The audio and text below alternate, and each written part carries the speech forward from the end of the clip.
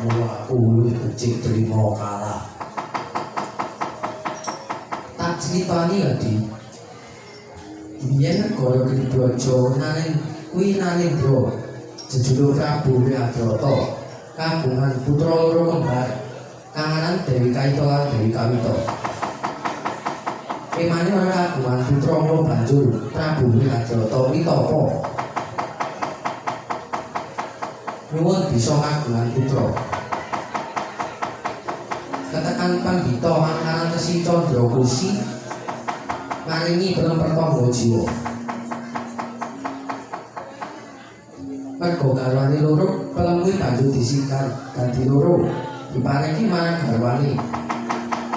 Eloke kanan titiwancine jabang bayi lahir namung wujud separo-separo.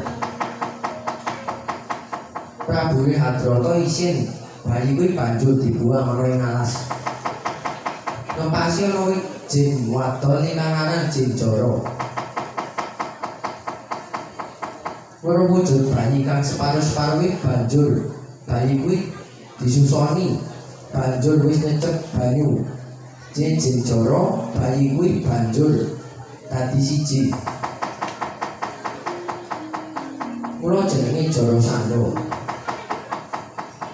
Jarasandha ora trima banjur kepengin goleki bapake.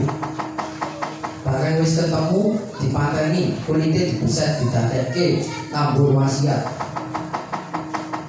Mula yen siang dikepengin mateni Jarasandha, sigaran awake ora bakal urip maneh. Wah, matur sendika.